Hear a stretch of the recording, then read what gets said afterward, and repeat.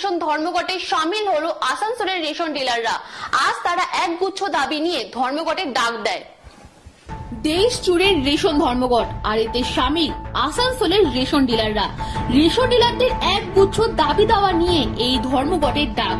আজকে রেশনের ডিলাররা একত্রিত হয়ে আসানসোলের রবীন্দ্র ভবনের সামনে জমায়েত করেন। আসানসোলের রবীন্দ্র ভবনের সামনে থেকে ভগৎ সিং মোড় পর্যন্ত রাজ্য সরকারের খাদ্য ও সরবরাহ বিভাগের দপ্তরের কাছে মিছিল করে। মিনিমাম একটা 50,000 টাকা গ্যারান্টি। আর দ্বিতীয় দাবি আছে, আমাদের যে শর্টেজ হয় সেটা 1 কেজি করা উচিত, যেটা 200 গ্রাম আমরা পাই।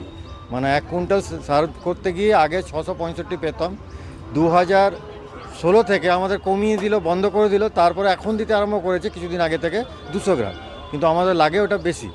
ওই 1 কেজি করা আমাদের দাবি আছে। তৃতীয় দাবি আছে আমাদের, যেটা আমাদের ইপস চালাতের ক্ষেত্রে 4 মাসে মাল কিছু ভুল ঢুকিয়ে দিয়েছেন সরকার। সেটা আমাদের বলতে বলতে ওনারা কিন্তু এখন অবধি সুরাহা করেনি। একটা দোকানে কারো 5 কুইন্টাল, কারো 10 কুইন্টাল, কারো 22,000 দোকানেই এই ভুলভাল আছে।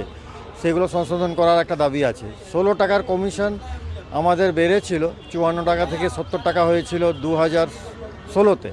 সেটা 47 মাস আমরা কম পেয়েছি, 54 টাকা করে পেয়েছি। সেটাও আমাদের যেটা পাওনা আমাদের মিটিয়ে দেওয়া হোক। মূল দাবি 16টা নাকি? মূল দাবি 11টা আছে আমাদের। আচ্ছা, আরও আমাদের যেটা ভাইবেল করার জন্য মানে আমরা সেন্ট্রাল গভর্নমেন্টকেও এই দাবিগুলো জানিয়েছি, যেটা সেন্ট্রাল গভর্নমেন্ট। কোন কোন জায়গা থেকে আপনারা এই ধর্মঘটে সামিল হয়েছে? আমরা এখন আসানসোল, বার্নপুর, কুলটির লোকরা এখানে প্রেজেন্ট আছে। কতজন? ওই 74 জন, 74 জন। আর সব এমআর এলাকার যেগুলো আছে ওরা ওদের নিজের এলাকাতে আছে।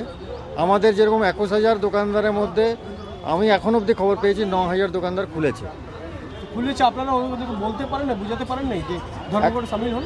না, ওরাও বুঝেছে, কিন্তু এখন কোনো কারণে সামিল হয়নি। আমাদের 3-4টা সংগঠন আছে, তারা হয়তো কোনো কারণে এখন সামিল হয়নি। দরকার ওদেরও পড়বে, ওরাও সামিল হবে।